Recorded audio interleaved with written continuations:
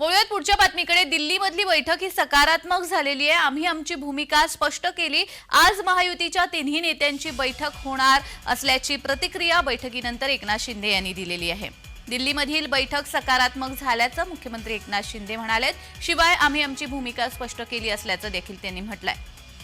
तर महायुतीच्या तिन्ही नेत्यांची आज बैठक होणार आहे आणि महायुतीमध्ये समन्वय असल्याचं देखील मुख्यमंत्री एकनाथ शिंदे यांनी म्हटलंय।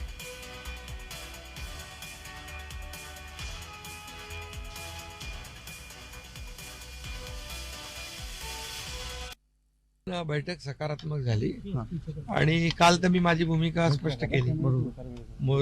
आदरणीय प्रधानमंत्री मोदीजी आणि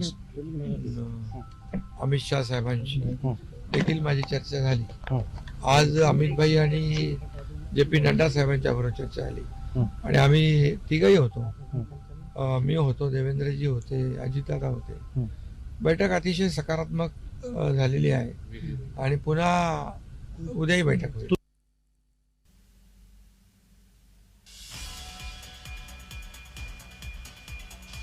तर दिल्लीमधली बैठक सकारात्मक झाली असल्याचं मुख्यमंत्री एकनाथ शिंदे यांनी म्हटलेलं आहे। बैठकीनंतर एकनाथ शिंदे यांनी प्रतिक्रिया दिलेली आहे। तर आज महायुतीच्या तीनही नेत्यांची बैठक होणार आहे। काल झालेल्या बैठकीनंतर आता राज्यामध्ये महायुतीची बैठक होणार आहे। मुख्यमंत्री एकनाथ शिंदे यांनी सांगितल्याप्रमाणे ही बैठक सकारात्मक झालेली आहे। शिवाय या बैठकीअंती आता निर्णय घेतला जाणार आहे। बैठकीनंतर एकनाथ शिंदे यांनी प्रतिक्रिया दिली आहे।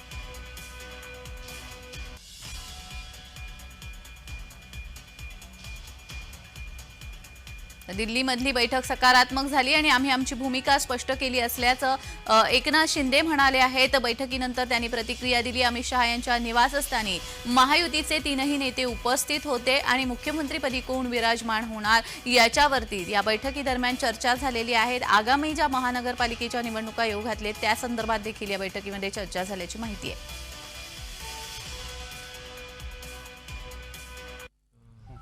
अमित शाह साहेबांशी देखील माझी चर्चा झाली।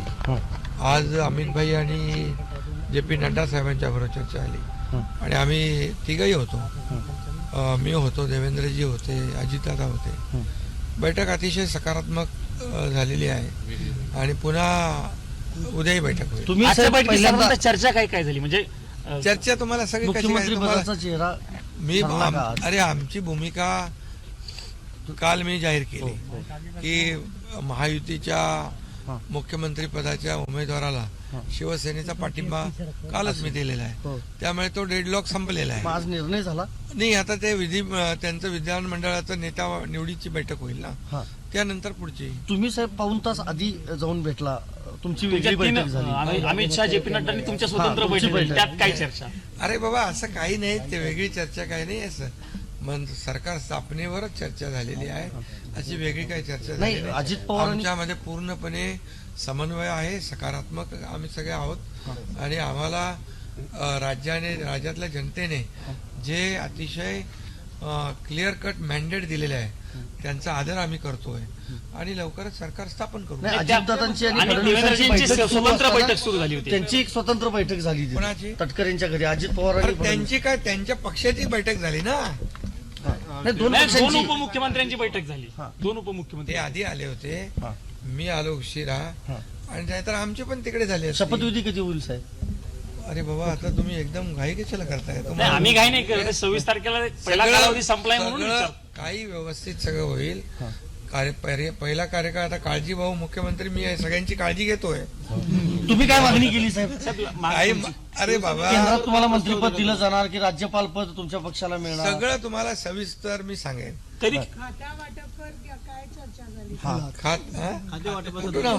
कुठली खाती तुम्हाला मिळणार त्याबद्दल काही चर्चा झालेली? आता नवीन ओळख निर्माण झाली, सक्का लाडका भाऊ। ते सगळ्या पदांपेक्षा ते मोठं पद आहे मला।